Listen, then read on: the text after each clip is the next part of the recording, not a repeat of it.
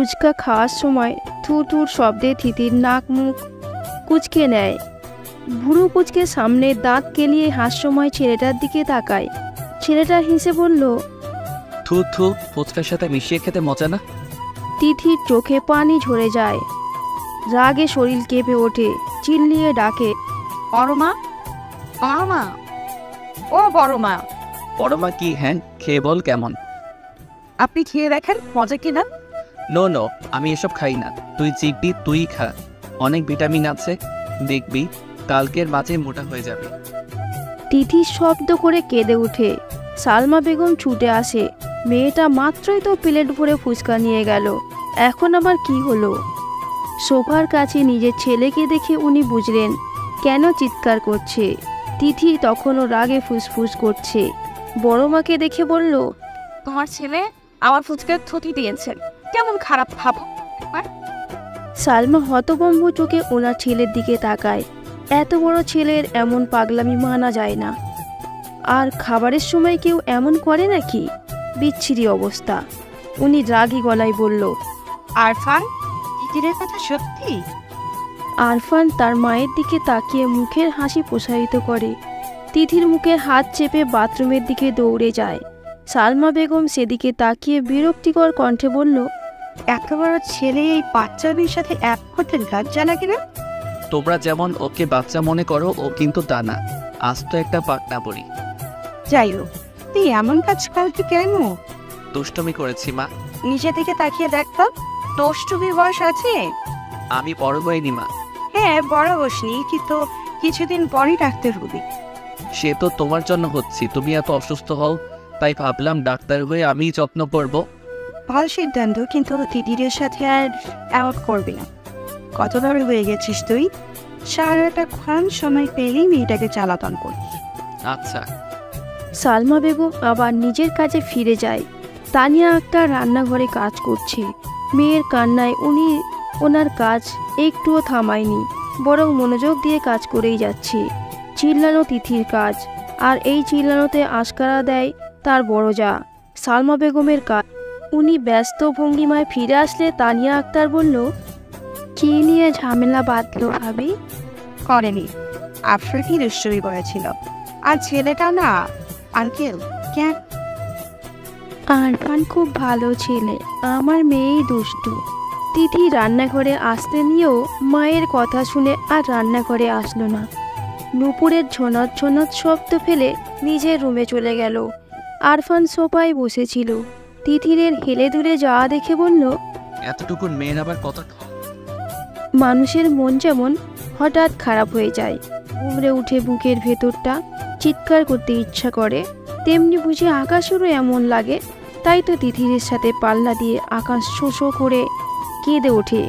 মনের গোমটা ভাব দূরে ঠেলে পানির মাঝে নিজেকে উজাড় করে দিতে চায়। তিথি জানালার বিরাট পাল্লা খুলে দেয়।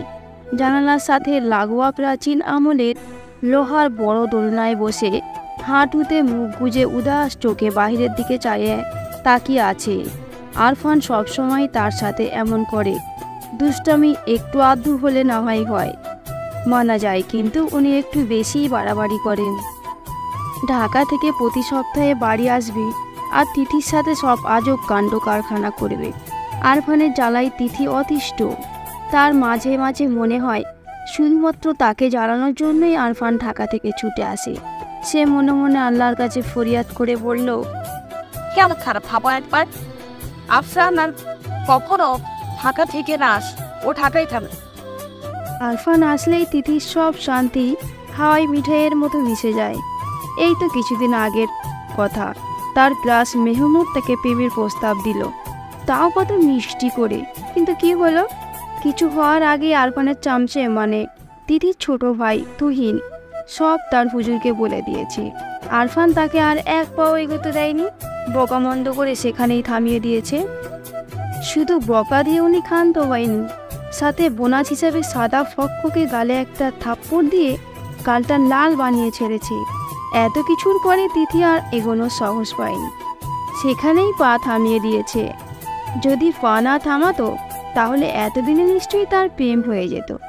একটাই প্রেমের প্রস্তাব পেয়েছিল, তাও ওই অহংকারী লম্বুর জন্য তা হলো না।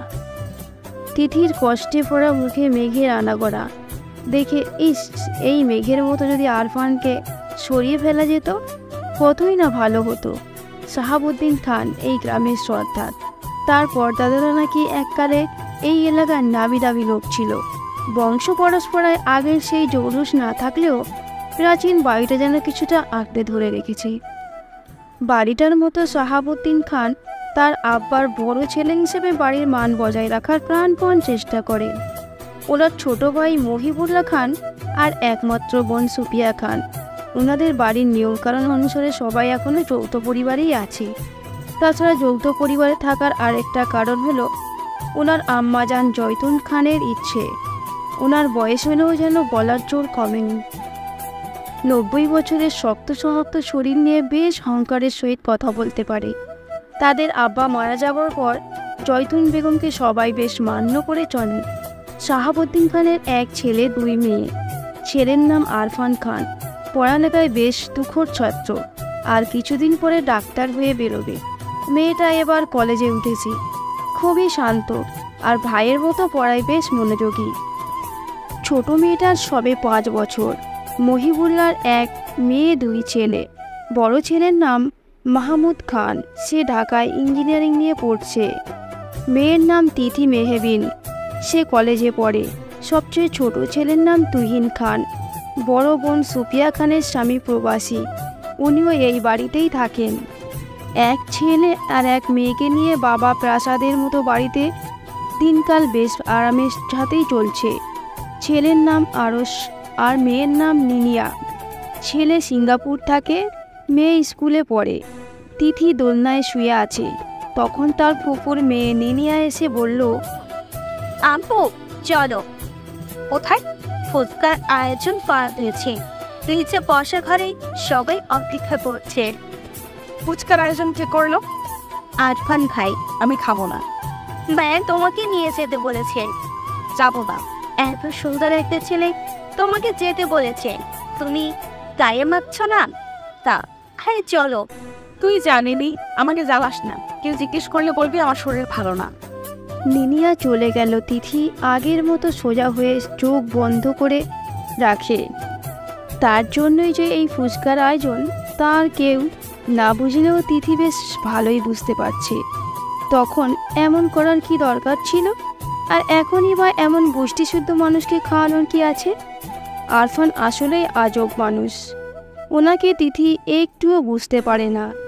বৃষ্টির মাঝে ঝালঝাল ফুচকা সবাই বেশ উপভোগ করেই খেলো। হাবিবা বেগম তিথির রুমে ফুচকা রেখে গিয়েছে। তিথি জানালা দিয়ে বাইরে তাকিয়ে আছে। ফুচকা খেতে ইচ্ছে করছে, কিন্তু আরফানের উপর রাগ করে হচ্ছে বিধায় খাচ্ছে না। উনি পরে যদি আবার খোঁচা দিয়ে কথা বলে। আরফান কালো গেঞ্জি পরে ঘাসের উপর দাঁড়িয়ে আছে। খালি পায়ে ঘাস লেগে পায়ে সুরসুরি লাগছে। পুরুষ মানুষও তার প্রচণ্ড সুরসুরি। অঝোর ধারায় বৃষ্টি তাকে ভিজিয়ে দিচ্ছে। তার চোখের দৃষ্টি দোতলার কণার রুমের দিকে স্থির। মেয়েটা এত অভিমানী, তার উপর এত অভিমান করা মানায়? সে কি একটুও বোঝে না, নাকি আরফান বোঝাতে অক্ষম? যদি কখনোই কিছু না বোঝাতে পারে তো? আরফানের বুকের ব্যথায় লুটোপুটি খায়। নিচের দিকে তাকিয়ে তিথি চমকে যায়। আরফান বৃষ্টিতে ভিজছে, তাও ক্ষণে ক্ষণে তার রুমের দিকে তাকাচ্ছে। সে উঠে বসে, ইশারায় আরফানকে বোঝায় কী সমস্যা। আরফান হাসে, সুন্দরতম হাসি দিয়ে অবুঝ বালিকাকে ঘায়েল করতে চায়, কিন্তু মেয়েটা কিছু বোঝে না। সে কি আসলেই অবুঝ, নাকি অবুঝ হবার নাটক করে? তিথি আরফানের নম্বরে ফোন দেয় আর আরফানকে হাত দিয়ে মোবাইলের ইশারা করে। আরফান বুঝতে পেরে সিঁড়িতে রাখা মোবাইলের দিকে এগিয়ে যায়। হ্যালো, আপনি ভিজতেছেন কেন? ইচ্ছে হলো। জ্বর আসবে। ডাক্তারদের জ্বর আসে না। কোথায় লেখা আছে? লেখা থাকতে হবে না, আমি বললেই ইনস্টেগট হয়ে যাবে। কচু। ফুচকা খাসনি কেন? ভালো লাগেনি। অবুঝ বালিকা না বললেও আরফান ঠিকই বালিকার মনে সুপ্ত অভিমান বোঝে। তাহলে আমার জ্বর আসুক, জ্বরে পড়ে আমি মরে যাই, তাহলে তোর শান্তি। আমার ফুচকা খাওয়ার সাথে আপনার মরা বাঁচার কি সম্পর্ক? তুই একটা বলদ, এত সব বুঝবি না। তাহলে আমার মরা কনফার্ম। আমি তো এমন কিছু বলিনি। বলা লাগবে না। তিথি সত্যি আরফানের এমন পাগলামোর আগামাথা কিছুই খুঁজে পায় না, কিন্তু এভাবে ভিজলে আসলেই জ্বর আসবে। সে বলল, খাচ্ছি। আরফান কাপড়ে মোবাইল পেঁচিয়ে জানালার সামনে এসে দাঁড়ায়। তিথি ফুচকা খাচ্ছে। আরফান এক দৃষ্টিতে তিথির দিকে তাকিয়ে বলল, তুই কত মিষ্টি, তা কি জানিন তিতির? বৃষ্টি না ভাইয়া, ফুচকা অনেক ঝাল হয়েছে। আমি জানি না আমার কি হবে। আমি বোধহয় পাগল হয়ে যাব তিতির সোনা। বৃষ্টিতে তিথি কথাগুলো স্পষ্ট শুনল না, কিন্তু জানালা দিয়ে নিচে তাকিয়ে মিষ্টি একটা হাসি উপহার দেয়।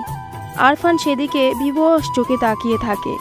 বুকের ভেতর অনুভূতিরা হুড়োহুড়ি খায়। ইস, অনুভূতি এত ভয়ঙ্কর হতে পারে। বুকের যন্ত্রণা কি এই স্ট্রোকের সমস্যা, নাকি প্রেমের যন্ত্রণা? ইস, এই ব্যথার অবসান কোথায়? আরফানের বোন মারিয়া খুব ভালো ছাত্রী। মারিয়া আর তিথি একই ক্লাসে পড়ে, কিন্তু দুজনের চালচলন পুরো উল্টো। মারিয়া আরফানের মতো মেধাবী, কিন্তু তিথি পুরো গাধা। তার মাথায় সে কিছুতেই লেখাপড়া ঢোকাতে পারেন। লেখাপড়া তার কাছে এত কঠিন মনে হয়। লেখাপড়া বাদ দিয়ে বিয়ে হয়ে যাওয়া অনেক ভালো, কিন্তু ভাগ্যক্রমে তার বিয়ের নামও তোলা হয় না। সে নাকি এখনো ছোট, কিন্তু তার ইচ্ছে করে বিয়ে করতে। সে এটা কাকে বোঝাবে? সে একটুও ছোট নেই, বেশ বড় হয়ে গিয়েছে। তিথির হাতে ধরে রাখা তথ্য ও যোগাযোগ প্রযুক্তি বই, ইন্টারনেটের এই বইটা তার কাছে এত কঠিন লাগে, মনে হয় এটা বই না, স্বয়ং ডাকাতের আস্তানা। মাঝে মাঝে পড়তে গেলে তার কান্না আসে। কেঁদে দুনিয়া ভাসিয়ে ফেলতে ইচ্ছে করে, কিন্তু সে কাঁদে না। তার আব্বা তাকে বলেছে খুব ভালো করে পড়াশোনা করতে। মারিয়ার মতো ভালো নম্বর পাওয়া যায়। ঘড়ির কাঁটা রাত 10টায় গিয়ে টিকটিক করছে। তিতির হাতে আইসিটি বই, একটা জায়গায় সে সমাধান করতে পারছে না, অথচ এই পড়াটা কালকেই ক্লাসে দিতে হবে।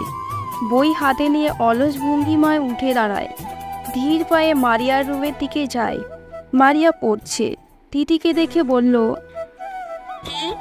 তিথি মারিয়ার সামনে বই রেখে ধপাস করে বিছানায় শুয়ে পড়ে। ভীষণ ক্লান্ত গলায় বলল, পড়াটা বুঝিয়ে দে। মারিয়া তিথির দিকে তাকিয়ে আছে। তিথিকে দেখে মনে হচ্ছে সে রাজ্যের ক্লান্ত, পড়ালেখা করে দুনিয়া উদ্ধার করে ফেলেছে। সে বইয়ের দিকে তাকিয়ে বলল, এটা আমিও পারি না। বলিস তুই পারিস না? অবাক করা কথাবার্তা। মারিয়া পারে, কিন্তু তিথিকে বোঝানোর ঝামেলা আপাতত মাথায় নিতে চাইছে না। সে বলল, অবাক হওয়ার কথা হবে কেন? সব পারতে হবে এমন কোনো কথা আছে নাকি? তা ঠিক, কিন্তু কালকে এই পড়া না পারলে কপালে শনি আছে। ক্লাসে গিয়ে শিখে নেব। তোর মাথা ভালো, বই তুই পারবি। আমি আগে থেকে বসে মনে রাখতে পারি না, আর ক্লাসে দেখলে পারবো? অসম্ভব। বুঝলাম। এই বই বের করেছে কোন শালায়? কি আবল তাবল লেখা, অসহ্য। পড়া তো সহজে, তুই পারিস না তাই বল। আমি পারি, কিন্তু বইটাই আমাকে বোঝাতে পারে না। কি করি এখন? উপায় একটা আছে। কি উপায়? পায়ের কাছে যা, এক তুড়িতে মাথায় প্যারাকের মতো বসিয়ে দেবে। অসম্ভব, তোর ভাই আসতো খুবিস, দেখলেই মারে। তোর ভাই এই মাকসুদ জানের ভয় আছে। আচ্ছা, তাহলে কালকে স্যারের মার খাবি। ভাইয়া মারলে কেউ দেখবে না, কিন্তু স্যার পুরো ক্লাসের সামনে ইজ্জত দফা করে দেবে। সেটাই ভালো হবে। তিথি ভেবে দেখে কথা ঠিক। সে আলগোছে উঠে দাঁড়ায়। বই হাতে নিয়ে আস্তে আস্তে তাহসানের রুমে যায়। তার ভাইয়া মামুদ যদি বাড়ি থাকতো তাহলে এই লম্বুর কাছে আসাই লাগতো না। তাই ভাই ম্যাজিশিয়ানের মতো তার সব সমস্যার সমাধান করে দিতে পারে। কিন্তু সমস্যা হচ্ছে আরফানের মতো মাহমুদ এত তাড়াতাড়ি বাড়ি আসে না। তিথি দরজা ঠেলে ভেতরে ঢোকে। আরফান রুমে নেই। বাথরুম থেকে পানি পড়ার শব্দ আসছে। তিথি বুঝে পায় না রাতে কেন গোসল করতে হবে। দিনে তো করে, আবার রাতেও। এই ডাক্তারের মাথায় নির্ঘাত সমস্যা আছে। দেখা যাবে রুগীকে ওষুধ না দিয়ে প্রতিদিন 5 বার গোসলের তালিকা দিল। এই ডাক্তার দ্বারাই কোনো কিছুই অস্বাভাবিক নয়। তিথি ডাকলো, ভাইয়া ভাইয়া বের হতে কি টাইম লাগবে? কেন? আমার পরে একটু সমস্যা, বুঝিয়ে দেন। তুই বস। তিথি আরফানের বিছানায় পা মুড়ে বসে। আরফানকে ভালো না লাগলেও আরফানের রুমটা খুব ভালো লাগে, খুব গুছানো। আর রুমে আসলেই বেলি ফুলের সুবাসযুক্ত ফ্রেশনারের ঘ্রাণে মনটা তরতাজা লাগে। তিথি বই খুলে বসে আনমনে বলল, পড়া থেকে বিয়ে করে সংসার করা খুব সহজ। এই ঘরের মানুষ যে কেন বোঝে না আমার দ্বারা পড়াশোনা হবে না, এই আমার জন্য ঠিক। আরফান বাথরুম থেকে বেরিয়ে তিথির কথাটা শুনতে পায়। ভ্রু কুচকে বলল, আচ্ছা, আপনার বিয়ের শখ হয়েছে? না ভাইয়া, আমি ছোট না। হ্যাঁ, পড়ার থেকে বিয়ে করে সংসার করা ভালো। তোর এমনি বলেছি। বেশি পেকে গিয়েছিস। তিথি চুপ করে বসে থাকে। আরফান বলল, বিয়ের বয়স হলে এমনি বিয়ে হবে, পড়া বাদ দিয়ে বিয়ের ভূত মাথায় চাপাতে হবে না। মেয়ে মানুষ না, বিয়ের ভূত তো মাথায় আসবেই। আরফান এক দৃষ্টিতে তিথির দিকে তাকিয়ে থাকে। মনে মনে তিথির এই বউসাজ কল্পনা করে নেয়। তারপর বলল, তিথি, সবকিছু ভাবার একটা বয়স লাগে, যা এখনো তোর হয়নি। জি ভাইয়া। কি সমস্যা দেখা? তিথি বই বের করে আরফানকে দেখায়। আরফান খুব ভালো করে তিথিকে বুঝিয়ে দেয়। বোঝানোর পরে তিথিকে বলল, বুঝেছিস? হ্যাঁ। তাহলে এবার আমাকে বোঝা, কি বুঝেছিস? বোঝাতে গিয়ে তিথি বুঝতে পারল সে কিছুই পাচ্ছে না। আরফানের দিকে তাকিয়ে বোকা বোকা হাসি দিয়ে বলল, ভাইয়া, আমি আপনাকে পরে বুঝিয়ে দেব। পরে কেন, এখনই বোঝা। মাথায় ধরে না তো। এই এত বড় গোলগাল মাথায় গোবর ছাড়া আর কি আছে শুনি? গোবরে মাথা। গোবরও পদ্ম ফুল ফোটে। হ্যাঁ, কিন্তু তোর কিছুই হবে না। আমিও ভালো রেজাল্ট করে সবাইকে চমকে দেব। আরফান এক দৃষ্টিতে তিথির দিকে তাকিয়ে থাকে। মনে মনে বলে, তুমি নিজেই তো আস্ত একটা পদ্মফুল। এই যে আমি ক্ষণে ক্ষণে নিজের হুঁশ হারাই, কি জন্য? তোমার জন্যই তো। আচ্ছা, রুমে যা, আর সমস্যা হলে আমাকে বলবি। তিথির মিষ্টি করে হেসে আরফানের দিকে তাকায়। তারপর আস্তে করে উঠে দাঁড়িয়ে দুরন্ত বালিকার মতো নুপুরের ঝিলি শব্দ তুলে বেরিয়ে যায়। আরফান বিবশ হয়ে তাকিয়ে আছে। বুকের অনুভূতিরা লুটুপুটি খাচ্ছে। আগে নিজেকে খুব সামলাতে পারত, কিন্তু ইদানিং তিথি যেন তরতরিয়ে বড় হচ্ছে। আর তার অনুভূতিরা তিথিকে দেখলেই পাগলের মতো ছুটে যাচ্ছে। সারা গা কাটা দিয়ে ওঠে। ইস, মেয়েটা তাকে নিজের অগোচরে এত যন্ত্রণা দিচ্ছে, অথচ সে জানেই না। তার মিষ্টি হাসি, দুষ্টু কথা, মায়াবী চোখে তাকানো আরফানকে শেষ করে দিচ্ছে। সারা শরীর অবশ করে দিচ্ছে। আরফান বিছানায় শুয়ে পড়ে, চোখ বন্ধ করে নিজেকে বোঝায় তিথিটা এখনো বাচ্চা। আরও পরে, আরও পরে, কিন্তু মন উল্টো তাকে বোঝায় পরে আর পরে। পরে টরে হবে না, এখনই তাকে চাই। তার মিষ্টি সান্নিধ্য চায়। সে আপন করে ওকে চায়। কাছে না পেলে সে যে মরে যাচ্ছে। আরফান হাসে। তার এই গোপন অভিলাষ কেউ জানে না, কেউ বোঝেনি। জানলে কি হবে তা আরফান ভাবতে পারে না। দম বন্ধ লাগে। কিন্তু আর যাই হোক, পাখিটাকে তার করে চাই। কত বছরের ভালোবাসা মিশিয়ে রেখেছে, তা কি বৃথা যাবে? আজকাল তিথিকে সারা বাড়িতে টই টই করে ঘুরে বেড়াতে দেখে। আরফানের মনে প্রলয় হয়। এই প্রলয়ের ছিটে ফোটাও যদি কেউ জানতো, তাহলে নির্ঘাত তাকে বাড়ি ছাড়া করে দিত। শাহাবুদ্দিন খান প্রচুর মা ভক্ত। মায়ের কথা ছাড়া এক পাও নড়ে না। বাড়ি থেকে বের হতে গেলেও মায়ের কাছে অনুমতি নিয়ে বের হয়। মা মানেই ওনার দুনিয়া। সব কিছু পরে, কিন্তু মায়ের ভালোবাসা সম্মান আগে। জয়তুন বেগম দাম্ভিকভাবে চলাফেরা করে। উনার বাপ দাদারা আগের কালের ধনবান ব্যক্তি ছিল। তৌমিজুদ্দিন খানের সাথে যখন জয়তুন বেগমের বিয়ে হয়, তখন থেকেই উনি দাম্ভিক আচরণ করেন। আগের কালেই লেখাপড়া জানা মানুষ, তাই সবাই বেশ শ্রদ্ধা করে চলে। ওনার কথার বাইরে আর কোনো কথাই হয় না। উনি যা বলবে তাই সঠিক। শাহাবুদ্দিন আর জয়তুন বেগম বসার ঘরে বসে কথা বলছিল। তখন আরফান তার রুম থেকে বেরিয়ে আসে। দাদির পাশে বসে চামড়া কুচকানো গালে পরম স্নেহে আদর দিয়ে বলল, আমার সুন্দরী কেমন আছে? আমার ভালো থাকার খবর পরে নিস। আগে বল, প্রতি সপ্তাহে কেন বাড়ি আসা লাগবে? বন্ধের দিন করা যায় না? এমন ফাঁকেবাজি করলে ডাক্তার হবে কি করে? আরফান মুচকি হেসে মনে মনে বলল, বাড়ি তো আর এমনি এমনি আসি না দাদি। বাড়ি যে আমার সুভ্রমর আছে, যাকে একটু দেখলেই সারা সপ্তাহ মন দিয়ে পড়তে পারি। না দেখলে মনে বড় অসুখ হয়, একটু পড়াই বোধ দিতে পারি না। মুখে বলল, তোমাকে না দেখে থাকতে পারি না।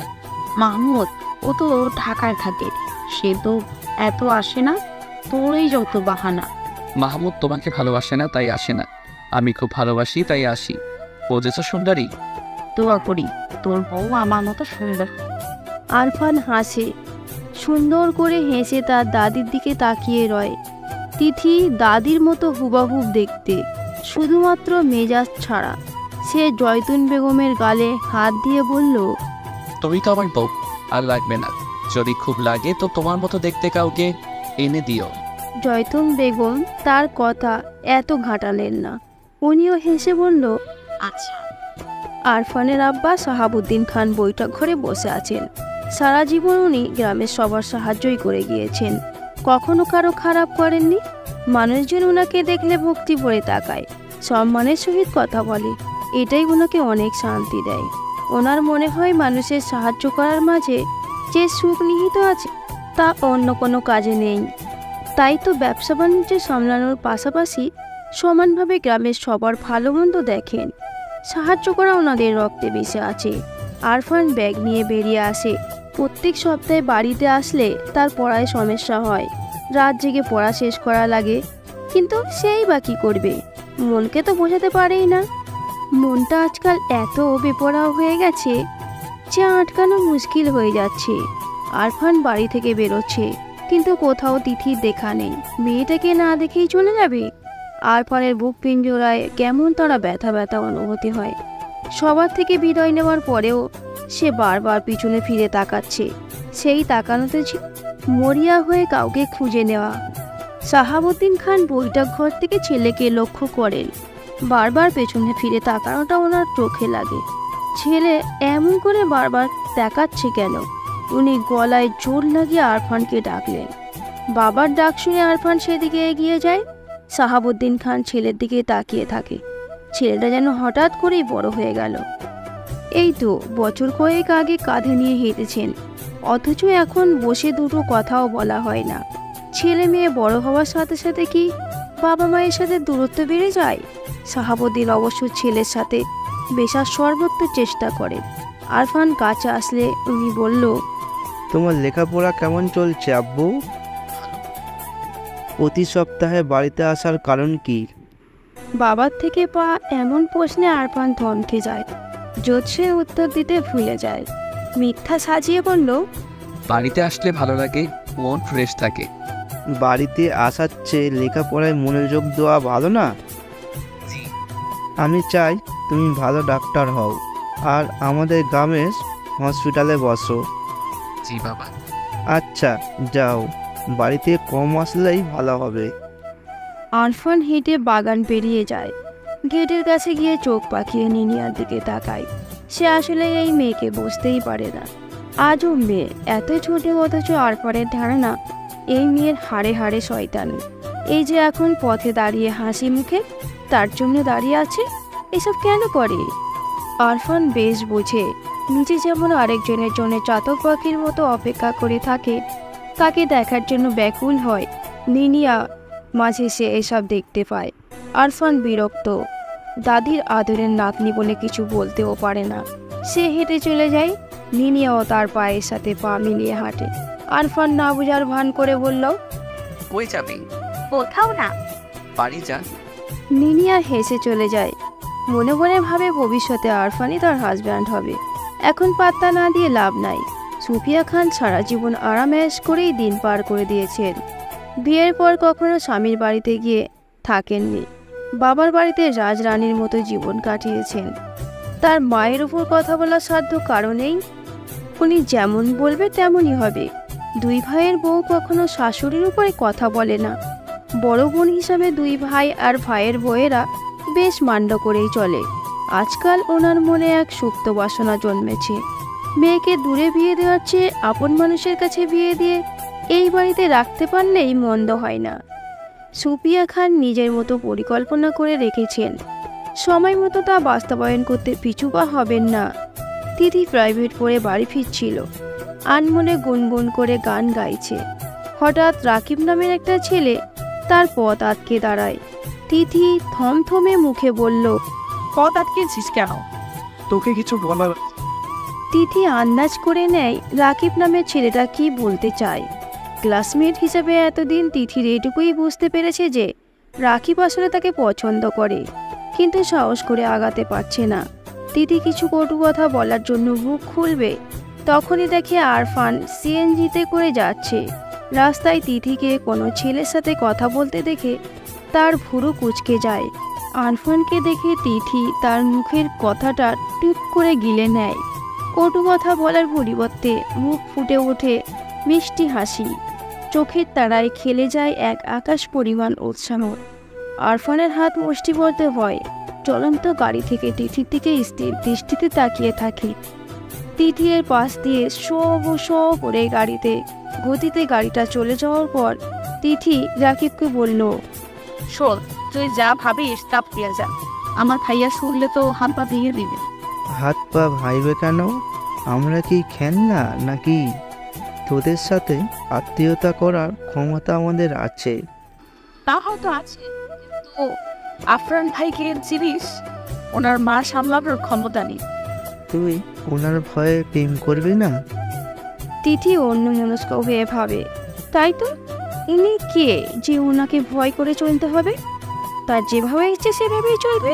কিন্তু পরক্ষণেই মনে পড়ে আরফান ভাই জানতে পারলে তাকে ভয়ানক সব শাস্তি দেবে। কিছুক্ষণ আগে যেটুকু দেখেছে তাতেই তো অবস্থা বেগতিক হবে। তিথি আর কিছু না বলে হনহন করে বাড়ির উদ্দেশ্যে চলে যায়। বাড়িতে যাওয়ার পর তিথি ঘুমিয়ে যায়। আরফান বাড়িতে নেই, মানে বিন্দাস জীবন। এই সন্ধ্যায় কুম্ভকর্ণার মতো ঘুমায়।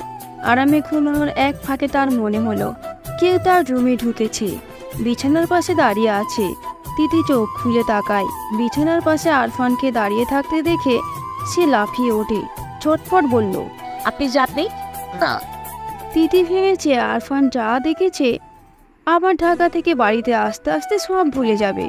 কিন্তু এই বান্দা যে আজকেই ফিরে এসেছে, কিন্তু কেন? তিথি ভুঁড়ি কুঁচকে বলল, এই কাপড়গুলো ধুয়ে দে। আমাকে দিয়ে কাপড় ধোয়ানোর জন্য আপনি ফিরে এসেছেন? ধুয়ে দিবি কিনা বল। না, জীবনেও না। আমি কি আপনার চাকর নাকি? না, তুই আমার চাকর না, কিন্তু না তুলে চাচুর কাছে এমন প্যাচ লাগাবো যে বাড়ি থেকে বেরোনো বন্ধ হয়ে যাবে। রাস্তায় ছেলেদের সাথে কথা বলা না। তিথি থমথমে মুখে ওনার দিকে তাকিয়ে আছে। আরফান যে এমন হুমকি দেবে তা জানা ছিল না। এতগুলো কাপড়ের দিকে তাকিয়ে তিথি বলল, কাপড় ধুয়ে দিলে? কিছু বলবো না। তিথি থমথমে মুখে কাপড়গুলো হাতে তুলে নেয়। জীবনে অশান্তি আনার জন্য এই একজনই যথেষ্ট। আরফানের দিকে রক্তচক্ষু নিক্ষেপ করে চলে যায়। আরফান তিথির বিছানায় শুয়ে পড়ে। ছাদের দিকে দৃষ্টি নিবন্ধ করে বলে, আমাকে ছাড়া অন্য কারোর সাথে কথা বলতে দেখলেও আমার সহ্য হয় না। আর তুমি কিনা হেসে হেসে কথা বলার সাহস করো। তুমি নিজেও জানো না আমি কত উন্মাদ হতে পারি। এত বছর ধরে সযত্নে লালন করে ভালোবাসা জমিয়ে রেখেছি কার জন্য? আমি যেমন পাগল হয়েছি তোমাকেও এমন পাগল বানাবো। আরফান দীর্ঘশ্বাস ছেড়ে আজকাল ঢাকায় গেলে এত চিন্তা হয়, অথচ এই চিন্তার কারণ মেয়েটা বোঝেই না। ইস, তার তিথিটা এত বোকা, একটুও বোঝে না। জানালার গ্রিলে মাথা ঠেকিয়ে দূরের গাছপালার দিকে বেখারি দৃষ্টিতে মেলে মারিয়া তাকিয়ে আছে। সে গাছপালা দেখছে না কি দেখছে তা ওর দৃষ্টি থেকে বোধগম্য হচ্ছেন, কেননা তার চোখের ভাষা যে বড়ই শূন্য। মুখের আকাশ পরিমাণ ব্যথায় ছাপ স্পষ্ট। নাপবর হাহাকারের হৃদয় দ্বন্দ্ব। দুটো হলুদ পাখি একটা ডালে বসে আছে। একটা পাখি আর একটা পাখির কাছে ঠোঁট নিয়ে কিচিরমিচির করাতে পাখিটা উড়ে যায়, সাথে পাখিটাও পিছু পিছু যায়। এই দৃশ্যটা দেখে মারিয়া দীর্ঘশ্বাস ফেলে। পাখিটা তো তার ডানার সাহায্যে উড়ে যেতে পারল, কিন্তু সে উড়বে কিভাবে? তার যে কোনো যোগাযোগের সব রাস্তাই বন্ধ। এই যে কোনো কথা না বলে যোগাযোগ না, একলা একদিন কাটাচ্ছে, তার কেমন লাগে? তাকে নিষ্ঠুর মনের পুরুষ জানে। সবার কাছে শান্ত উপাধি পাওয়া মেয়েটা দরজা আটকে মুখে হাত চেপে কাঁদে। এর অবসান কোথায় তা কি মাবুদ জানে? মারিয়া দীর্ঘশ্বাস ছাড়ে। মাবুদ তার চাচার বড় ছেলে, বর্তমানে ঢাকায় ইঞ্জিনিয়ারিং নিয়ে পড়ছে। মারিয়া ছোটবেলায় মামুদকে আরফানের মতোই ভাই হিসাবে মানত, কিন্তু বড় হওয়ার পরে বুঝতে পারে সে মামুদকে ভাই হিসাবে মানতে পারছে না। মামুদকে ঘিরে হাজারো স্বপ্ন মনের গোপন কুটিরতে ডানা ঝাপটায়। মামুদকে দেখলে ঘুমিয়ে থাকা মরির রঙিন প্রজাপতির ছাক ওড়াউড়ি করে। আশেপাশে থাকলে অসহ্য সুখে পাগল পাগল লাগে।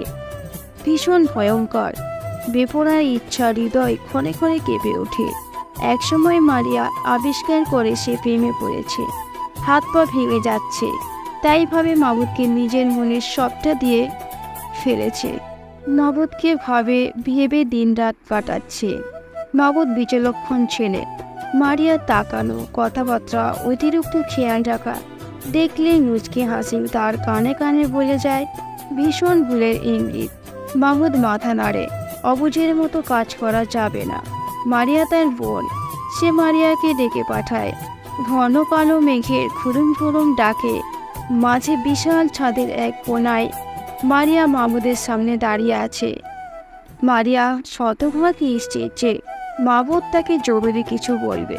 মামুদ তাকে জরুরি কথাই বলেছে।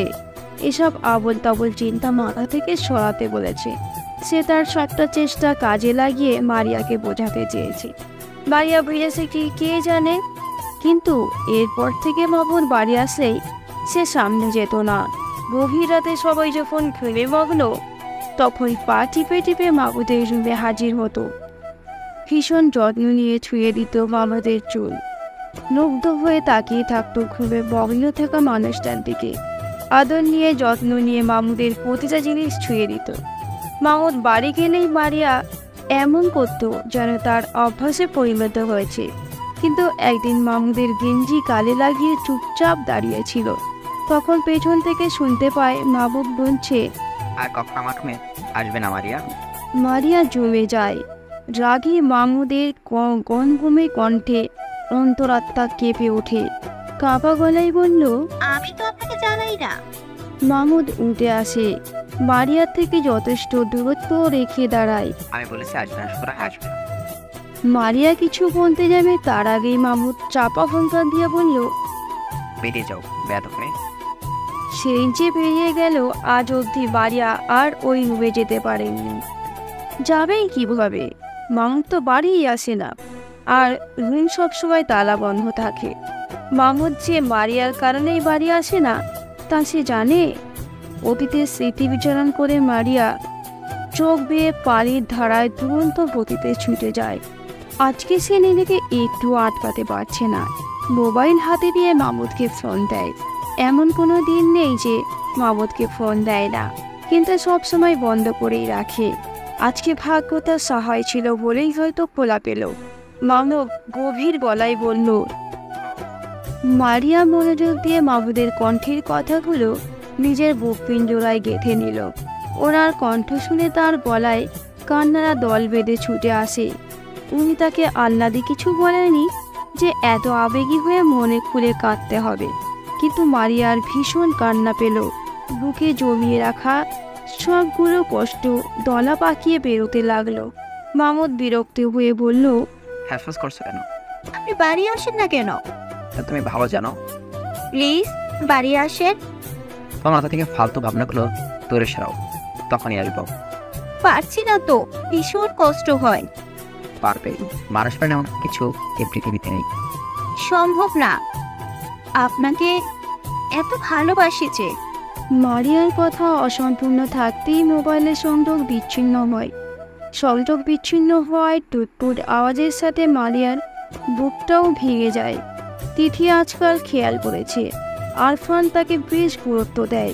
পরিবারের সবার সামনে কোনো আবদার রাখলে কেউ যদি না মানে তো আরফান কিভাবে যেন সবাইকে রাজি করায়, অথচ মুখে মুখে সারাক্ষণ তিথির সাথে রাগ দেখায়। আজকাল আরফানের তাকানোটা তিথির বুকে লাগে। সব ছেলেরাই কি এমন করে তাকায়, নাকি একমাত্র আরফানই তার দিকে এমন মায়া ভরা চোখে তাকায়? কলেজে যাওয়ার পরে বান্ধবীরা আরফানের ফোন নম্বরের জন্য ধরেছে। যেভাবেই হোক আরফানের সাথে কথা বলাতেই হবে। তিথি বলল, তো রাগি ওনার সাথে কথা বলে কি করবি? রাগি? তাতে কি, তুই জানিস না? রাগী ছেলেরে ওদের বেশি ভালোবাসে। আমার সাথে সেট করাই দিত, আমি শুধু অনেকেই চাই। ছাইমার কথাগুলো স্বাভাবিক হলেও কেন জানি তিথির গায়ে আগুন ধরে যায়। রাগী গলায় বলল, তুই কেন বউ করতে চান? সর সামনে থেকে। আরে চেতস কেন? বউ হলে ঘটি কি? না, তুই বউ হতে পারবি না। তাহলে কে বউ হোক? তুই? তিথি থমকে যায়। মনের আকাশে কল্পনা করে নেয় সে আরফানের বউ। তারপর এক ঝটকায় মাথা নেড়ে বলল, অসম্ভব। সারাদিন তোর পেছনে ঘুরে আমার মনে হয় যেন তোর জানেই ফাইসে গেছে। তিথি কখনো এসব ভাবেনি। সে ভেবাচাকা খেয়ে বলল, কি বলিস? তুই খেয়াল করিস না? সে আমার ভাই। হ্যাঁ, চাচাতো ভাই। কিন্তু ভাই তো সমস্যা নেই, এই ভাই থেকে সাই বানাবো, বুঝলি? No problem. তিথি আর কোনো কথা বলেনি। চুপচাপ কলেজ শেষ করে বাড়ি এসেছে। মারিয়া হাজারটা কথা বলেও মুখ দিয়ে কোনো কথা বের করতে পারেনি। তিথি সারাক্ষণ এইগুলোই ভেবেছে, আর কেমন একটা অস্বস্তির কাঁটা মতো গলায় আটকে আছে। আজকে প্রায় 20 দিন হতে চলল আরফান বাড়ি আসেন। আজকেই এসেছে। তিথির ভাবনার ডানায় রং লাগতেই বুঝি আজকে মহারাজের বাড়িতে আসা। অতি সাহস নিয়ে তিথি আরফানের রুমের সামনে যায়, কিন্তু আরফান রুমে নেই। রুমে না পেয়ে বাইরে বাগানে যায়। সেখানে আরফান সবার সাথে বসে আছে। তিথিকে দেখেই আরফান নড়ে চড়ে বসে। তিথি অন্য দিনের মতো মোটেও হইচই করছে না, বরং শান্ত হয়ে বসে আছে। বারবার আরফানের দিকে তাকাচ্ছে। আরফানের চোখের দৃষ্টির মাঝে যেন হাজারো কাব্য ফুটে আছে, কিন্তু এসব তিথির বোধগম্য হচ্ছে না। সে সবার সাথে কথা বললেও চোখ কেবলমাত্র তিথির উপরে নিবন্ধ। তিথি সবার দিকে তাকানোর পাশাপাশি আরফানের দিকেও তাকাচ্ছে। তারপর ভিতরের দম আটকে আসে। বুকের ভেতর ফুসফুস তার শ্বাসকার্য থামিয়ে দিতে চায়। অজানা আতঙ্কে ধরপড় করে ওঠে বুকের পাখি। সে যা ভাবছে আসলে কি তাই, নাকি সবটাই ভোগ? সে বেখালে মাথা নেড়ে বলল, মাঝরাত। আরফান বারান্দায় দাঁড়িয়ে আছে। পাশের রুমেই তার প্রাণ ভোমরা ঘুমিয়ে আছে। আরফানের পরিণত বয়স, মাথায় হাজারো উল্টোপাল্টা চিন্তা ঘুনে পোকার মতো কিলবিল করছে। আরফান দীর্ঘশ্বাস ফেলে। তার ইচ্ছেগুলো বড়ই অবাধ্য, আজকাল লাগামহীন খোঁড়ার মতো বেসামালভাবে ছুটে যায়। সে ডাক্তারি পড়েছে। সাথের মেয়ে সহপাঠীগুলো দেখতে খুব সুন্দর। মাঝে মাঝে কয়েকজন তাকে ভালোবাসার জালে আটকানোর চেষ্টা করে, তার সাথে ঘনিষ্ঠ মুহূর্ত কাটাতে চায়, কিন্তু এত সৌন্দর্যের কাছে টানার হাজারো আকুতি দূরে ঠেলে দেয় শুধু এই মেয়েটার জন্য। ছোটবেলা থেকেই তিথিকে কেমন আপন লাগতো নিজের মনে হতো। তখন ব্যাপারটা স্বাভাবিক থাকলেও একটু বড় হবার পরে সে বুঝতে পারে এটা মোটেও স্বাভাবিক না। সে আসলে এই পিচ্চির প্রেমে পড়ে গেছে। শুধু প্রেমে পড়া বললেই ভুল, সে আজন্ম পাগল হয়ে গেছে। যে পাগলের পাগলামি তিথির ভালোবাসার পরশ ছাড়া ভালো হবে না। তাছাড়া আরফান ভালো হতেও চায় না, বরং তিথিকে নিজের করে পেয়ে গেলে পাগলামির পরিমাণ বাড়াতে চায়। ভালোবাসার পাগলামিতে ছোট পাখিটাকে ছাড়কার করে দেওয়ার প্রাস বুকের ছোট কোঠুরিতে আস্তে আস্তে জমা হচ্ছে। বারান্দার বাহিরে লাগানো বেলি ফুল থেকে ফুরফুর করে সুগন্ধ আরফানের প্রেমের দ্বন্দ্ব হৃদয় আরও পাগল পাড়া করে দিচ্ছে। তার কেমন নেশা লাগছে। মনে হচ্ছে এখন যদি তিথিকে কাছে পেত তাহলে আদরে ভালোবাসায় ঠিক কাঁদিয়ে ফেলত। আরফান চোখ বন্ধ করে বারান্দার গ্রিলে মাথা ঠেকায়, ফোঁস-ফাঁস করে নিঃশ্বাস ফেলে দাঁড়িয়ে থাকে। তিথির হাত বাড়িয়ে মোবাইল হাতে নেয়। রাত 2টা বাজে, অথচ চোখের তারার একরুক্তিও ঘুম নেই। ভিতরটা কেমন ছটপট করছে। এর আগে কখনো তার এমন অসহ্য অনুভূতি হয়নি। সবসময় নিশ্চিন্তে ঘুমোতে পেরেছে, কিন্তু আজকের রাতটা সম্পূর্ণ ভিন্ন। এতদিন কোনো হাবার জগতে বাস করত, ভাবতেই কেমন লাগছে। আরফানের শাসন, বকা, অকারণেই কথা কাটাকাটি, লুকিয়ে চুরিয়ে দেখা, এসব সে কখনোই খেয়াল করেনি, কিংবা খেয়াল করার কোনো কারণই খুঁজে পায়নি। কিন্তু আজকে বেখেয়ালে তার প্রতি আরফানের নরম অনুভূতি দেখে তিথিরের ছোট হৃদয় পাহাড়ের 1000 মিটার উচ্চতায় টাঙানো দোলনার মতো ফু করে দুলে ওঠে। কেমন তারা ভয়ে গলা শুকিয়ে আসে। আরফান তার দিকে ভালোবাসার উষ্ণ দৃষ্টিতে তাকায়।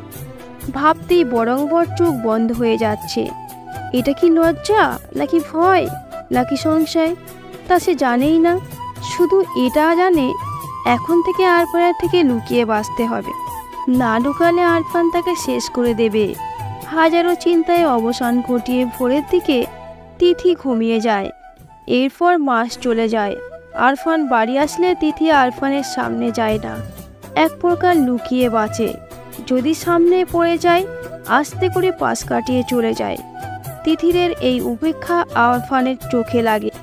আগে বাড়িতে আসলেই তিথির হইচই শোনা যেত, আর এখন এমন নিষ্প্রাণ হয়ে থাকে কেন? এটাই তার বুঝে আসে না। মেয়েটা হঠাৎই পরিবর্তন বাড়ির সবাই যেন দেখছেই না। কেননা সবাই বেশ স্বাভাবিক। আরফানের মনে হয় তিথির সবাইকে না, বরং শুধুমাত্র তাকেই উপেক্ষা করত। আর তিথিরের এমন ব্যবহার তাকে মানসিক অশান্তি দিচ্ছে। বাড়িতে যে সুখটুকুর জন্য আসা হতো তা যেন দুঃখরূপে প্রকাশ পাচ্ছে। রাতের খাবার খাওয়ার জন্য সবাই যখন টেবিলে বসেছে তখন তিথি চুপচাপ নিজের খাবার গলাধঃকরণ করতে ব্যস্ত।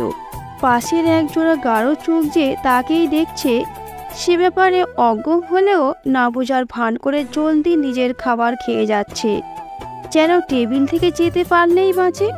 আরফান আর চোখে সবটাই পর্যবেক্ষণ করে। ভয়ের নিশানা খামচে ধরে কলিজা। তার হওয়া পাখি কি অন্য কেউ দখল করে নিল? তা না হলে একটা মেয়ে এত সহজে কিভাবে পাল্টে যাবে? সে শুনেছে মেয়েরা প্রেমে পড়লেই নাকি পরিবারকে সময় দিতে চায় না, সারাদিন বন্ধ রুমে থাকতে পছন্দ করে। সবাই খাবার খেয়ে যে যার রুমে চলে যাওয়ার পরে আরফান ছাদে যায়। মোবাইল বের করে তিথিকে ফোন দেয়।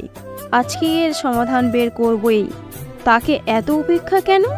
মেয়েটা কি তাকে বাঁচতে দেবে না? এভাবে কি বাঁচা যায় নাকি? আজকে এর একটা বিহিত করতেই হবে। আরফানের ফোন পেয়ে তিথির শ্বাস বন্ধ হয়ে যায়। গত 1 মাস ধরে মনের গোপন ঘরে জন্ম হওয়া ভাবনাটা বেশ যাচাই বাছাই করা হয়েছে, কিন্তু প্রতিবারই পজিটিভ রিভিউ পেয়ে ভয়ে আরও কুঁকড়ে গিয়েছে। আবার নিজেকে এটাও বুঝিয়েছে যে সব মনের ভুল। চাচাতো ভাই বোন হয় তারা, তাকাতেই পারে, এতে ক্ষতি কি?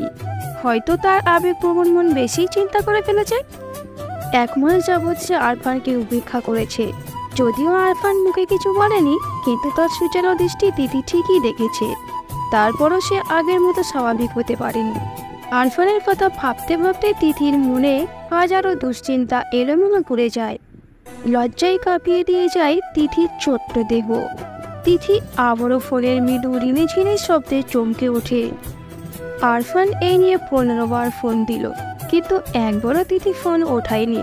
সে ফোন যেমন ওঠাবেন না তেমন আরফানও যেন ফোন দেওয়া বন্ধ করবে না। অগত্যা নিরুপায় হয়ে তিথি ফোনটা রিসিভ করে কানের সাথে লাগিয়ে নেয়। ওপাশ থেকে ঘন গলায় এক পুরুষালী কণ্ঠ কেমন মায়াময় আবেগ মিশিয়ে ডাকে, তিথি। আরফান এমন নেশামাখা ঘন গলার স্বর তিথি আগে কখনো শোনার ভাগ্য হয়নি, অথবা এমন করে শোনেনি। আজকে আরফানের গলার স্বর শুনে তিথি কেঁপে ওঠে। বুকের হৃৎপিণ্ড ধিম ধিম করে তার গতিবেগ বাড়িয়ে দেয়। মুহূর্তেই গলার থেকে পুরো মুখ শুকিয়ে কাঠ হয়ে যায়। কথা বলা সর্বশক্তি যেন নিমিষে উধাও হয়ে যায়। আচ্ছা, সে কি ডাক্তারের প্রেমে পড়ে যাচ্ছে? নিজের আবল তাবল চিন্তায় নিজেই মুছে যায়।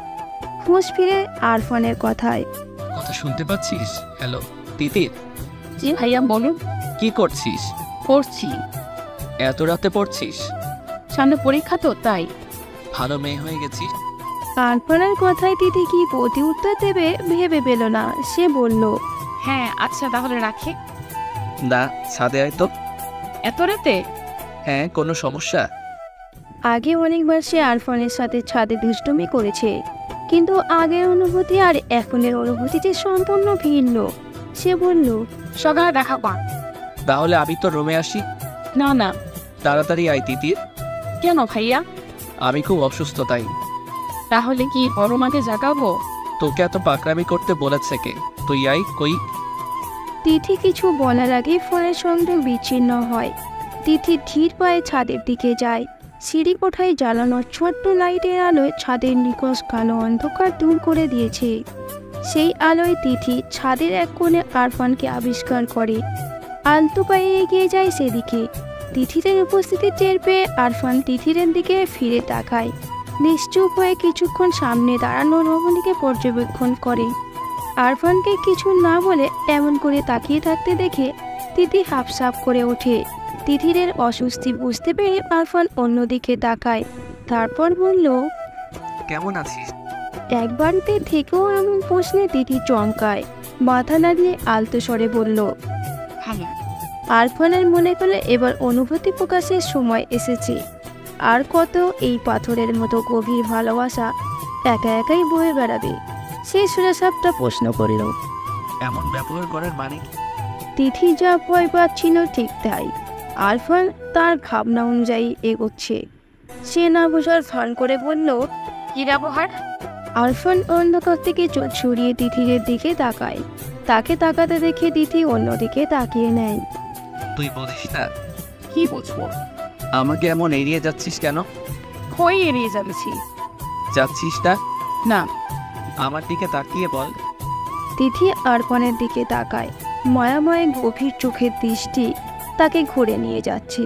সে বলল, আমাকে উপেক্ষা কেন? ঢাকা থেকে এত জার্নি করে এই উপেক্ষার জন্য আসি? কেন আসেন? কেন আসি তুই বুঝিস না? কি বুঝবো? আমার শোকটা এভাবে কেড়ে নিচ্ছিস কেন? আমি কিভাবে সব কেড়ে নিলাম? বুঝেও না বোধের ভান করবি না। আপনি কি বলছেন? কিছু না। তিথি কি বলবে ভেবে পায় না। তারপর আস্তে করে আরফানকে ডাকল, ভাইয়া। রুমে যা। তিথি পুরুষটার দিকে তাকিয়ে থাকে। হঠাৎ সে খেয়াল করে আরফানের কাছে আসতে থাকতে তার ভীষণ ভালো লাগছে। নিঝুম রাত, হালকা ঠান্ডা বাতাস, এতদিনের চাপা অশান্তি যেন নিমেষেই কেমন সুখ সুখ ভাবে তাকে আলোড়িত করছে। ছাদ থেকে যেতে একটু ইচ্ছে করছে না, বরং মাথায় ভয়ঙ্কর সব ছেলে মানুষের চিন্তা খুঁজিয়ে যাচ্ছে। হাত পা শিরশির করে তাকে সাহস দিচ্ছে, কাছে যাওয়ার বাহানায় উস্কে দিচ্ছে। কিন্তু পুরুষটি যে নিজেই তাকে চলে যাওয়ার জন্য বলেছে, সেখানে সে থাকবে কিভাবে? তিথি আস্তে করে বলল। তিথিরের কণ্ঠে আরফান তিথিরের দিকে তাকায়। এমন অশান্তিও অগোছালো। আরফানকে তিথি চেনে না। আরফানের চোখের দিকে তাকিয়ে তিথিরের কেমন সুখের ঘানটা চঞ্চন করে বেজে উঠল। কেঁপে উঠল ছোট দেহ। আরফান আর তিথি একে অপরের দিকে তাকিয়ে আছে। আরফান কিছু বলার আগে তিথি চলে যেতে চায়। ভয়ঙ্কর কিছুর আশঙ্কা তাকে দোলা দিচ্ছে, কিন্তু পা দুটো বড়ই সর্বনাশা, একদম নড়তে চাচ্ছে না। হঠাৎ তিথিরের সামনে আরফান ঝড়ের গতিতে এসে উপস্থিত হয়। তিথিকে কিছু বুঝে ওঠার আগে নিজের সাথে আঁকড়ে ধরে তিথিরের ছোট দেহ। তিথি কেঁপে ওঠে, দম বন্ধ করে দেয়। আরফানের মাথায় যেন এতদিনের সব নেশা একসাথে চেপে এসেছে। জগৎ, সংসার, সম্পর্ক সব কিছুর কথা ভুলে আলতো করে চুমু খায় তিথিরের নরম ঠোঁটের। পরস্পর কয়েকটা চুমু দিয়ে থেমে যায়। আবছাভাবে তিথিরের প্রতিক্রিয়া বোঝার চেষ্টা করে। তিথিকে চুপচাপ থাকতে দেখে আর একটা মিষ্টি চুম্বন দেয়। আজগনের এমন হঠাৎ আক্রমণ তিথিরের বুকে নতুন জোয়ার এনে দেয়। তাকে পরিচয় করিয়ে দেয় ভালোবাসার এক অনন্য সুখের সাথে। বালিকার বুকে সমুদ্রের উত্তাল ঢেউ আছড়ে পড়ে। এলোমেলো করে দেয় তাকে, দুহাত দিয়ে আঁকড়ে ধরে লম্বা বলিষ্ঠ পুরুষটাকে। থেমে যাওয়া ঠোঁটের স্পর্শ আবারও নতুন করে জাগিয়ে দেয়। তিথিরের এইটুকু আহ্বান আরফানকে পাগল করে তোলে। এতদিনে জমিয়ে রাখা সবটা ভালোবাসা পাগলের মতো মাথা নোড়া দিয়ে ওঠে। অথচ দুজনের কেউ কাউকে ভালোবাসার কথা বলেনি। বুকের ভেতর অনুভূতিরা ডাঙা ঝাপটানোর কথা বলেনি। অনুভূতির শুষ্ক বাঘগুলো কেউ কাউকে দেখায়নি, কিন্তু তাদের কাছাকাছি আসা হয়ে গেছে। মিষ্টি ঠোঁটের কোণে একমাত্র ভালোবাসার সব দৃষ্টমান। আরফান ফিস ফিস করে বলল, আমার তিতির পাখি খুব ভালোবাসি সোনা। দীর্ঘ 5 মাস পরে মামুদ বাড়ি আসে। বাড়ি আসার প্রচণ্ড ইচ্ছে থাকলেও সে একবারও বাড়িমুখো হয় না। সাধারণ সম্পর্কে সে অন্য নাম দিতে রাজি না। তাছাড়া এটা কখনো সম্ভব না। এতদিন পরে হঠাৎ করেই মনটা বাড়ির জন্য আনচান করে ওঠে। এদিকে পড়ালেখাও প্রায় শেষ, তাই তো কাউকে কিছু না জানিয়ে রাতের বাসে করে সকালে এসে বাড়িতে পৌঁছায়। মহিবুল্লাহ খান ছেলেকে পেয়ে খুব খুশি হয়ে যায়। শুধু মহিবুল্লাহ কেন, বাড়ির প্রত্যেকেই খুশি হয়। বাড়ির বড় সন্তান শাহাবুদ্দিন খান বলেও ওনার ছেলে আরফান জন্ম নেওয়ার আগেই মহিবুল্লাহর ছেলে মাহমুদ জন্মগ্রহণ করেছেন। সুতরাং প্রথম বাচ্চা হিসাবে মাহমুদ সবারই প্রিয়। সুতরাং প্রিয় না হওয়ার কোনো কারণ অবশ্য নেই। মাহমুদ খুব শান্ত নিবিড় প্রকৃতির মানুষ। কিছু মানুষ আছে না দেখলে প্রচণ্ড ভালো লাগে, মাহমুদ তেমনই মানুষ। এতদিন পরে নিজের ছেলেকে পেয়ে তানিয়া আক্তার আনন্দে আত্মহারা হয়ে যায়। সেই যে আসার পর ছেলেকে আঁকড়ে ধরেছেন, এখন এভাবেই আছেন। খুশিতে চোখ পানি চলে আসার উপক্রম। তানিয়ার এমন আহ্লাদীপনা ওনার শাশুড়ি জয়তুন বেগম বিরক্তি হন। কই, এমনি তো আমার মাহমুদকে ভালোবাসেন, এমন তো করেন না। বিরক্তি গলায় রাড়া করে বলল, চাপটায় ধরে রাখছো, তোমার বাচ্চা ছেলে বিদেশ থেকে আসছে, যাও নাস্তা বানাও, ছেলেটা সারা রাত জার্নি করে আসছে। তানিয়া আক্তার মাহমুদের দিকে তাকায়। উনি মাহমুদকে জন্ম দিয়েছেন, অথচ ছেলেটা লম্বায় ওনাকেও ছাড়িয়ে গেছে। মায়া ভরা হাতে মাহমুদের গালে হাত দিয়ে বলল, আপনি এসব বুঝবেন না আম্মা। ছোট ছেলের বইয়ের কথাটা জয়তুন বেগমের ঠিক পছন্দ হলো না। তিনি ভুরু ফুচকে বলল, না না, বুঝবো কেন? আমি কি আর সন্তান জন্ম দিয়েছি? সন্তান তো শুধুমাত্র তোমরাই জন্ম দিয়েছ, যত সব ঢং। শাশুড়ির কথাই তানিয়া কিছুই মনে করে না। সে তার শাশুড়ির কটু কথায় অভ্যস্ত। মাহমুদ দাদির দিকে তাকিয়ে বলল, দাদি দেখো মিস করনি। মাহমুদের কথা শুনে জয়তুন বেগমের মুখে হাসি ফুটে ওঠে। নরম স্বরে বলল, অনেক মিস করেছি ভাই। আই ভাই তোকে খুব মিস করেছি। তানিয়া তার ছেলেকে কি দিয়ে নাস্তা করাবে সেই নিয়ে ব্যস্ত হয়ে পড়ে। মাহমুদ ফ্রেশ হতে রুমে চলে যায়। অনেক দিনের ময়লা রুমে এসেও তার এক অজানা শান্তি লাগে। মনের কুড়িতে প্রশান্তিময় বাতাস ছুঁয়ে যায়। নিজ হাতে ছেড়ে ছুঁড়ে রুমটা ঠিক করে গোসল করে রুম থেকে বের হয়। সোফায় বসে টেবিলের দিকে নজর যায়। মারিয়া চুপচাপ নিজের খাবার খাচ্ছে। এক দৃষ্টিতে মারিয়া দিকে তাকিয়ে আছে। মারিয়া এই নামটা সাধারণ হয়ে এই নামের মানুষটার আচরণ অসাধারণ। মানুষটা ছোট হলেও নিজেকে নারী হিসাবে প্রকাশ করতে খুব ব্যস্ত। তখন মারিয়ার চোখের দৃষ্টি সোফার দিকে পড়াতে সে স্তব্ধ হয়ে যায়। চোখের গোলক বড় বড় হয়ে তাকিয়ে থাকে। মাহমুদের চোখের করুণ দৃষ্টি দেখে মারিয়া মাথা নিচু করে নেন। তারপর চোরের মতো আবার তাকায়। মারিয়ার তাকানোর ভঙ্গি দেখে মাহমুদ মুচকি হাসে। ভবিষ্যতে কী হবে ভেবে হাসি রেখা মুছে যায়। মারিয়ার আর খেতে পারে না। খুশিতে নাচতে ইচ্ছা করলে কি হয়, খাবার পেটে যায়। সে উঠে বিড়ালের মতো পা ফেলে রুমের দিকে ছোটে আর মনে মনে আল্লাহর কাছে ফরিয়াদ করে, আল্লাহ, এটা যেন সত্যি হয়, মাহমুদ যেন সত্যিই বাসায় আসে। এমন স্বপ্ন সে দেখতে চায় না। মারিয়া রুমে এসে আয়নায় নিজেকে দেখে। চেহারাটা দেখতে খুব মলিন আর রুক্ষ লাগছে। এতদিন ছন্ন ছাড়া চলাফেরার কারণে চেহারার অবস্থা খুবই করুণ। তার নিজের উপর খুব রাগ হলো। আর একটু সুন্দর হয়ে থাকলে তো এই ফকিন্নির মতো চেহারা নিয়ে মাহমুদের সামনে পড়তে হতো না। সে আলমারি খুলে নতুন জামা বের করে বাথরুমে যায়। আজকে খুব পরিপাটি হয়ে থাকা চাই। সারা রাত কেঁদে তিতিরের ফর্সা গাল লাল টকটকে হয়ে আছে। চোখের অবস্থা আরও করুণ, অস্বাভাবিকভাবে ফুটে উঠেছে।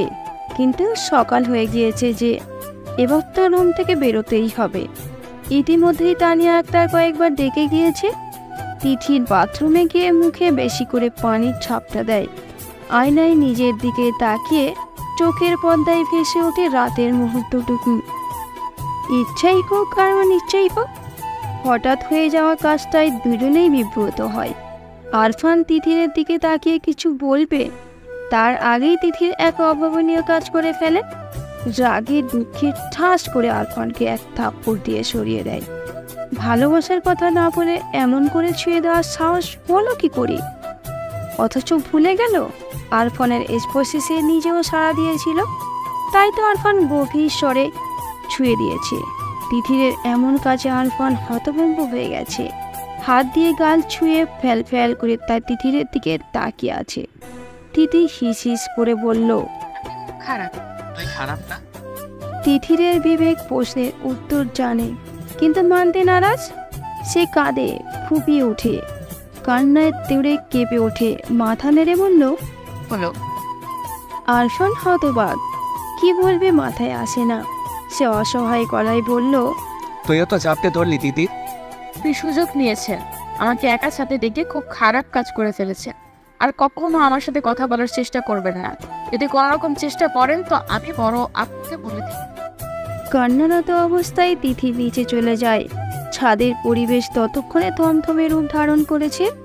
ঠান্ডা ঝিরঝিরিয়ে বাতাসের স্তব্ধ আরফানকে বিবেকের চরম দংশনে রেখে তিথি পালিয়ে যায়। রেখে যায় আরফানকে। ফজরের আজানের পরে আরফান ব্যাগ হাতে রুম থেকে বেরোয়। মায়ের কাছে বিদায় নিয়ে ঢাকার উদ্দেশ্য নিয়ে বেরিয়ে পড়ে। এত সকালে কেন যাচ্ছে? এই নিয়ে হাজারো প্রশ্ন করে সালমা বেগম। আরফান জানায় তার জরুরি কাজ পড়ে গিয়েছে, না গেলে হবে না, তাই এত সকালে যাও। সালমা বেগম আর এত ঘাঁটালেন না।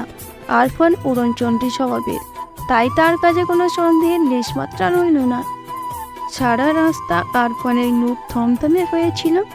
কখন যেন চোখ জ্বালা করতে করতে লাল টকটকে হয়ে গিয়েছে। সে কি আসলেই সুযোগ নিয়েছে? আর তিথি যে তাকে আঁকড়ে ধরে আরও কাছে টানল, সেটা? তিথি রুম থেকে বেরিয়ে সোফায় পুরসভায় আবার কাউকে বসে থাকতে দেখে ভাবল এটা আরফান। মাথা নিচু করে পাশ কাটিয়ে চলে যেতে চাইলে তখন সামনে বসা পুরুষ তাকে ডাকে। চিরপরিচিত ভয়ের কণ্ঠ শুনে তিথি চমকে যায়। মাথা তুলে ভাইয়ের দিকে তাকিয়ে খুশিতে হাসে। মামুদ হাত ধরে আদরের বোনকে পাশে বসায়। বোনের চেহারার দিকে পুরো কুচকে তাকিয়ে বলল, কি খবর দিদি পাখির? হ্যালো। তুমি এতদিন আসেনি কেন ভাইয়া? তিথিরের লাল চোখ জোড়া মামুদের নজরে এড়ায় না। সে সন্ধানী চোখে তাকিয়ে বলল, এখন আসি। তিথি হাসে। মামুদ বলে, কেন আদিনি প্রায় পড়েছিস? তিথি চমকে যায়, কথা বলার ভাষা হারায়। তানিয়া আক্তার নাস্তার প্লেট নিয়ে দুই ভাই বোনের দিকে এগিয়ে আসে। উনি আশাতে তিথি ছাড়া পায়। আসন্ন বিপদ থেকে যেন স্বয়ং আল্লাহ তাকে বাঁচিয়ে দিল। উনি এসে মামুদকে খাওয়াতে ব্যস্ত হয়ে পড়ে। তিথি আস্তে করে কেটে পড়ে। বড় মার কাছে জানতে পারে যে আরফান ভোরে ঢাকা চলে গিয়েছে। মামুদ এসেছে, অথচ আরফান চলে গেল। দুই ভাইয়ের দেখা হলো না, তাই ওনার মন খারাপ লাগছে। আরফান চলে গেছে এই কথাটা জানার পর থেকে তিথির মন খারাপের ওজন যেন আরও বেড়ে যায়। দোষ তো আরফানের একা ছিল না, দোষ তিথিরও ছিল। কিন্তু সে কিনা সব দোষটা আরফানকে দিয়ে এত পরিমাণ দোষী বানিয়ে দিল যে ছেলেটা বাড়ি থেকেই চলে গেলেন। তিথিরের দম বন্ধ হয়ে আসে। কান্নারা গলা দলা পাকিয়ে উঠে। কান্না লুকাতে সবার অগোচরে সে রুমে চলে আসে। তারপর বাঁধ ভাঙে কান্নারা, ছুটে চলে অবিরাম গতিতে। রাত 12টা। গ্রামের পরিবেশ এটুকুতেই রাতের চারিদিক নিঝুম নিস্তব্ধ হয়ে গেছে। মাবুদ বিছানায় আধশোয়া হয়ে মোবাইল দেখছে। তার চোখের দৃষ্টি বারবার দরজার দিকে চলে যাচ্ছে। সে জানে মেয়েটা আসবে। কেন এমন ধারণা হচ্ছে সেটা জানা নেই, কিন্তু সেই ধারণার উপর ভিত্তি করে সে দরজা লাগায়নি, হালকা করে ফজিয়ে রেখেছে। চোখের দৃষ্টি মোবাইলের উপর নিবন্ধ হলেও মনের চোখ বড় বড় দরজার দিকে তাকাচ্ছে। তখনই দরজা খুলে গেল। হলুদ রঙা 3 পিস পরে মারিয়া রুমে প্রবেশ করে। মামুদের দিকে এক পলক তাকিয়ে দরজা আটকে দেয়। মারিয়ার সাহস দেখে মামুদ অবাক হয়। এতদিনে দরজা লাগানোর সাহস সঞ্চয় করে ফেলছে। বাহ, উন্নতি হয়েছে তো। দরজা লাগিয়ে মারিয়া এক পাও এগিয়ে আসে না। দরজার সামনে থেকেই মামুদের দিকে তাকিয়ে আছি।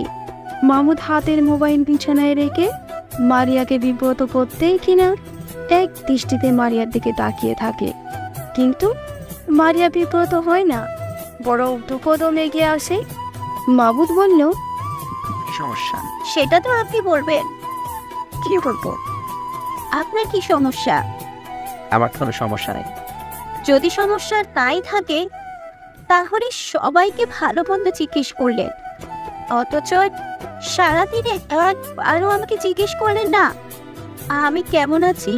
তোকে দেখে মনে হয় তুমি ভালো আছিস, এটা আর জিজ্ঞেস করে দুঃখী। আমাকে দেখে আপনার ভালো আছে মনে হলো? হ্যাঁ। অথচ আমি একটুও ভালো নেই। মারিয়া চুপচাপ দাঁড়িয়ে থাকে।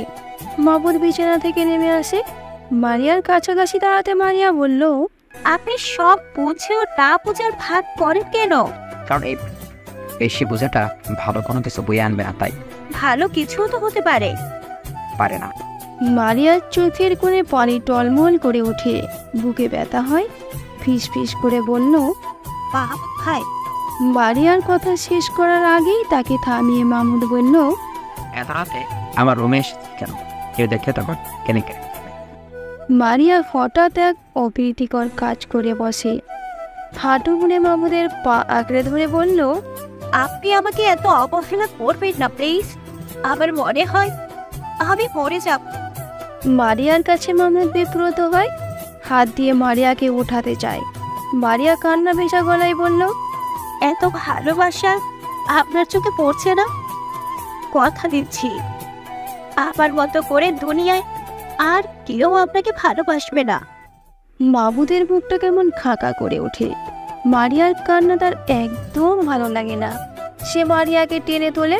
এই প্রথমবারের জন্য মারিয়ার চোখের পানি পরম যত্নে মুছে দেয়। আস্তে করে বলে, আবার কান্না। মারিয়া কোনো কথা বলে না। মাহমুদ খুব কাছ থেকে মারিয়াকে দেখে উপলব্ধি করে সে হারিয়ে গেছে। কবে হারিয়েছে সেটা না জানা থাকলেও এইটুকু বুঝতে পেরেছে, অনেক আগেই গোপন কোঠরিতে এই নারী জায়গা করে নিয়েছে। সে আস্তে করে বলল, মারিয়া আর বেহা হওয়ার সাহস করে না, চুপচাপ রুমে চলে যায়। সকালের নাস্তার টেবিলে সবাই উপস্থিত। শাহাবুদ্দিন খান মাহমুদকে ছোটবেলা থেকেই খুব আদর করে। নিজের কাঁধে করে কত হেঁটেছেন তার কোনো হিসেবে নেই। মাহমুদকে কখনো ভাইয়ের ছেলে বলে মনে করেনি। মাহমুদও তার বড় আপুর সব কথাই শোনে। দুজনের সম্পর্ক খুবই সহজ। শাহাবুদ্দিন খান বলল, পড়ালেখা তো শেষ করে নিয়েছিস, এবার আমাদের একটু খুশি টুসি এনে দে। মাহমুদ শাহাবুদ্দিন খানের দিকে তাকিয়ে কথাটা বোঝার চেষ্টা করে। সবার মুখের মিটমিটিয়ে হাসি দেখে বড় আব্বুর কথাটা বোধগম্য হয়। কথাটা বুঝেই মাহমুদ হেসে ওঠে। ওর হাসি দেখে জয়তুন বেগম বলল, হাসলে হবে না, এবার বিয়ে করে আমাদেরও একটু হাসা। আরে তাড়াতাড়ি বিয়ে করবো কেন? কেন, তোর বিয়ের বয়স হয়নি? তোর কোনো পছন্দ আছে? মাহমুদের চোখের তারায় মারিয়ার কান্না ভেজা মুখটা ভেসে ওঠে, কিন্তু সে মাথা নেড়ে বলল, না, আমার কোনো পছন্দ নেই। হলে আমরা দেখবো। গ্রামে আকবর আলীর নাতনিকে দেখলাম, বেশ ভালো লাগলো। আজকে বিকালেই মেয়েটাকে দেখতে যাব। আচ্ছা। এত সব কথাগুলো সবাই হাসি মুখে শুনলেও মারিয়ার মুখের ভাব হাসাহাসি রইল না। সে আস্তে করে উঠে গেল, চুপচাপ দরজা আটকে দিল। এত হাসি খুশির মাঝে মারিয়াকে কেউ লক্ষ্যই করল না। দুপুর গড়িয়ে সন্ধ্যা নেমে এলো। শাহাবুদ্দিন খান, মহিবুল্লাহ আর জয়তুন বেগম আকবর আলীর বাড়িতে যাওয়ার প্রস্তুতি নিচ্ছে। এর মাঝে মারিয়ার আম্মা সালমা বেগম অন্ততন্ত হয়ে ছুটে আসে। কান্না জড়িত গলায় বলে, সে সকাল থেকে মহিলার রুমের দরজা আটকে আছে। দুপুর করে সন্ধান নেই, এখনো দরজা খুলছে না। এই পর্যন্ত 1000 বার টাকা ফেলছে। ঘুমাচ্ছে হয়তো। মারিয়ার খুব পানি দেয়, একবারটা দিই। এবার সবাই চিন্তিত হয়। কোনো উপায় না পেয়ে দেখে কাঠের দরজা ভেঙে ভেতরে ঢোকে। ভেতরে ঢুকে মারিয়াকে ঘুমন্ত অবস্থায় পায়। তাকে জাগানোর চেষ্টা করলেও সে জাগে না। অবস্থা খারাপ দেখে মারিয়াকে হাসপাতালে নেওয়া হয়। হাসপাতালে নেওয়ার পর ডাক্তার তার চিকিৎসা করে, জানায় ঘুমের ওষুধের কারণে এমন হয়েছে। এত ছোট মানুষের ঘুমের ওষুধ খাওয়ার কি দরকার, তা কারোর বোধগম্য হলো না। গভীর রাতে মারিয়াকে বাসায় নিয়ে আসা হয়। শাহাবুদ্দিন খান চিন্তিত ভঙ্গিতে বসে আছে। এই এত কিছু ঘটে গেল, অথচ মামুদ একটা শব্দ পর্যন্ত উচ্চারণ করেনি। কেমন গম্ভীর হয়ে বসে আছে। সে তার বড় আপুর কাছে এগিয়ে আসে, বুকে সাহস নিয়ে পাশে বসে, হাত ধরে বলল, বড় একটা কথা বলি। কি বল? তোমার রাজকন্যাটা আমাকে দিয়ে দাও, আমি তাকে রানীর মতো করে রাখি। তোরা একে অপরকে ভালোবাসিস? মামুদ কথা বলে না, কিন্তু শাহাবুদ্দিন খান শিক্ষিত, বিচক্ষণ মানুষ উনি, যা বোঝার বুঝে নেয়। সেদিন রাতেই মামুদ আর মারিয়ার বিয়ের দিন ঠিক করা হয়। সবাই অবাক হলেও কোনো বিরোধিতা করেনি। তিথি খুশি হয়। তখনই হাতের মোবাইলে টুং করে মেসেজ আসে। মেসেজ খুলে তার বুক কুঁচকে যায়। আরফান একটা মেয়ের গালে চুমু দিচ্ছে আর একটা ছবিতে জড়িয়ে রেখেছে। তিথির খুব রাগ হলো। রাগের হাতে মোবাইলের হাত থেকে ফেলে ভেঙে ফেলল। হাত দিয়ে নিজের ঠোঁট পাগলের মতো ঘষে। আরফানের সব স্পর্শ মুছতে চাইল।